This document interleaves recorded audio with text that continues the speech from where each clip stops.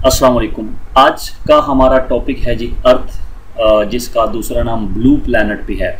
तो पिछला जो हमारा लेक्चर था उसके अंदर हमने वेनस के बारे में डिस्कस किया। आज के इस लेक्चर के अंदर हम ज़मीन के बारे में पढ़ेंगे। तो ज़मीन एक ऐसा प्लैनेट है जिसके ऊपर बहुत ज़्यादा मिकदार में वाटर लिक्विड फॉर्म में मौजूद है, इसीलिए हम इस प्लैनेट को वाटरी प्लैनेट भी बोलते हैं। इसकी जो सतह है वो तकरीबन 70% उसका हिस्सा जो है वो पानी से ढका हुआ है। और अगर रोशनी की रिफ्लेक्शन की बात की जाए तो जो ज़मीन है ये तकरीबन अपनी जितनी भी ये रोशनी सूर्य से रिसीव करती है उसका 1/3 जो है ये रिफ्लेक्ट बैक करती है।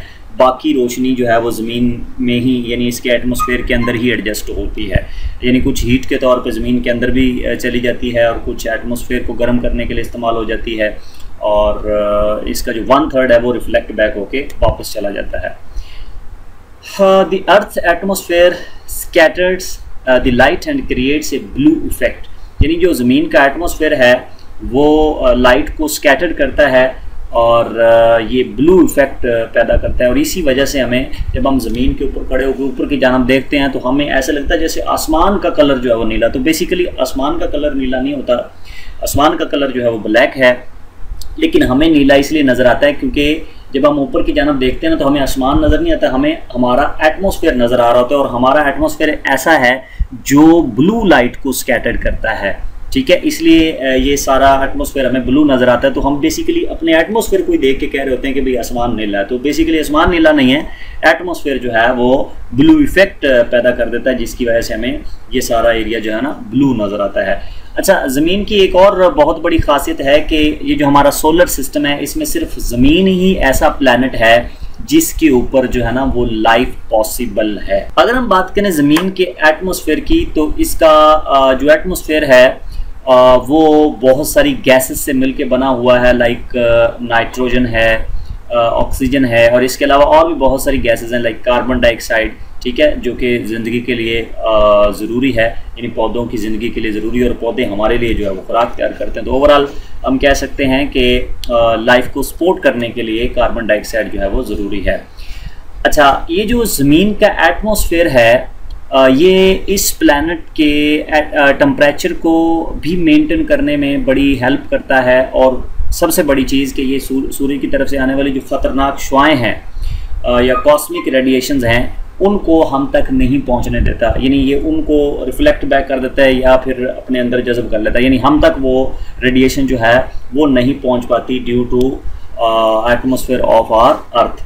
अगर हम ज़मीन की सतह की बात करें तो इसकी जो सतह है वो एक डाइवर्स सरफेस है जिसके अंदर बहुत ज़्यादा मिकदार में समंदर मौजूद हैं, बरे आज़म मौजूद हैं और बहुत सारे लैंड फार्म्स हैं जैसे पहाड़ हैं, माउंटेन्स हैं, वैलीज, वादियाँ। इसके अलावा अगर हम बात करें इसके मतलब इसकी सरफेस के अंदर जो बिगाड़ आता है उसकी सरफेस इज़ कॉन्स्टेंटली चेंजिंग, यानी जो सतह है ज़मीन की ये मुसलसल क्या हो रही है, चेंज हो रही है।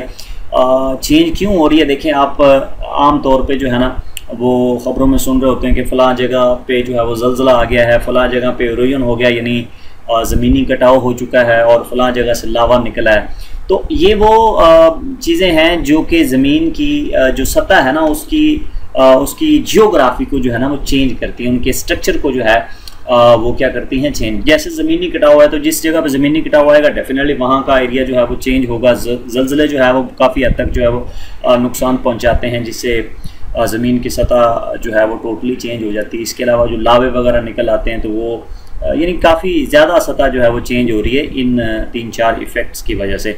यहाँ पे आप देख सकते हैं आपको यहाँ पे ये वोल्केनिक इरप्शन जो है वो दिखाया भी गया है। तो इसके बाद अगर हम पानी की बात करें ज़मीन के ऊपर तो earth is the only non planet in the solar system with abundant liquid water, यानी हमारे सोलर सिस्टम के अंदर सिर्फ ज़मीन ही ऐसा एक प्लैनेट है जिसके ऊपर पानी मौजूद है। और पानी एज यू नो कि ये हमारी लाइफ के लिए कितना ज़रूरी है। लाइफ की बात करें तो हमारी जो ज़मीन है ये सोलर सिस्टम एक वाहिद प्लैनेट है जो तमाम ऑर्गेनिज़म्स को डाइवर्सिटी, बायोडाइवर्सिटी जो है वो फराहम करता है। अब ये डिपेंड करता है यानी ranging from single celled organism to complex plants and animal, ये सब कुछ हमारी ज़मीन के ऊपर जो है वो मौजूद है। अगर हम ज़मीन के मैग्नेटिक फील्ड की बात करें तो ज़मीन के गिर्द एक स्ट्रॉन्ग मैग्नेटिक फील्ड है जो कि हमारे सियारे को जो है और हमारे माहौल को जो नुकसानदा सोलर रेडिएशंस होती हैं या कॉस्मिक रेडिएशंस होती हैं उनसे हमें बचाता है। अब ये मैग्नेटिक फील्ड वजूद में कैसे आता है, देखें ज़मीन की जो कोर है ना उसके अंदर मोल्टन फॉर्म में आयरन मौजूद है, तो जब वो मूव करता है उसकी मूवमेंट की वजह से ज़मीन के गिर्द अपना एक स्ट्रॉन्ग मैग्नेटिक फील्ड पैदा हो जाता है। अब ज़मीन की कुछ प्रॉपर्टीज़ हैं। It orbits the sun once in about 365 days, as you know कि एक साल जो है वो 365 दिन का होता है और एक साल उस वक्त मुकम्मल होता है जब ज़मीन सूर्य के गिर्द अपना एक चक्कर लगा लेती है, यानी ज़मीन सूर्य के गिर्द अपना एक चक्कर 365 दिनों में लगाती है। अच्छा, इसके अलावा ज़मीन अपने महवर के गिर्द भी घूम रही है। आपको पता है कि ज़मीन अपने महवर के गिर्द जो है ना वो एक चक्कर लगाती है 24 घंटों में, उनमें यानी दिन और रात होते हैं, ठीक है, यानी दोनों का टाइम मिला के जो टोटल 24 घंटे बनते हैं। बाज़ औक़ात जो है वो दिन बड़े होते हैं, रातें छोटी होती हैं, और जैसे गर्मियों की अगर हम बात करें तो सर्दियों में आमतौर पर रातें बड़ी होती हैं, दिन जो है वो छोटे होते हैं।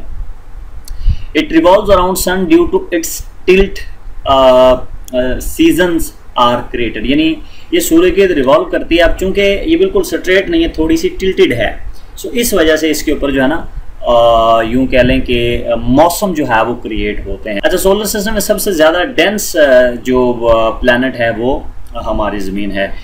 ग्रेविटी की वजह से हमारे एटमॉस्फेयर के अंदर जो मुख्तलिफ गैसेस की लेयर्स हैं वो अटैच रहती हैं ज़मीन के साथ, यानी हमारा एटमॉस्फेयर जो है उसको ज़मीन ने अपनी तरफ खींचा हुआ है, यानी जकड़ा हुआ है, बांधा हुआ है। एटमॉस्फेयर आपको पता है कितना ज़रूरी है, यानी सूर्य से जो ख़तरनाक अल्ट्रावायलेट रेज आती हैं या हीट की बहुत ज़्यादा मकदार आती है, तो इन सबको जो है ना हमारा एटमॉस्फेयर ही कंट्रोल करता है। अच्छा, इसका एक ही कुदरती सैटेलाइट है जी हमारी ज़मीन का, यानी इसका एक मून है।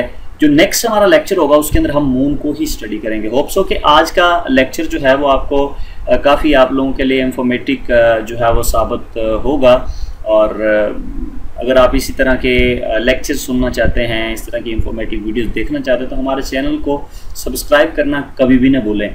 इस वीडियो को लाइक तो आपने कर ही दिया होगा, शेयर भी इसको कर दें। नेक्स्ट लेक्चर में हम इंशाल्लाह मून के बारे में डिस्कस करेंगे। तब तक के लिए अल्लाह हाफिज़।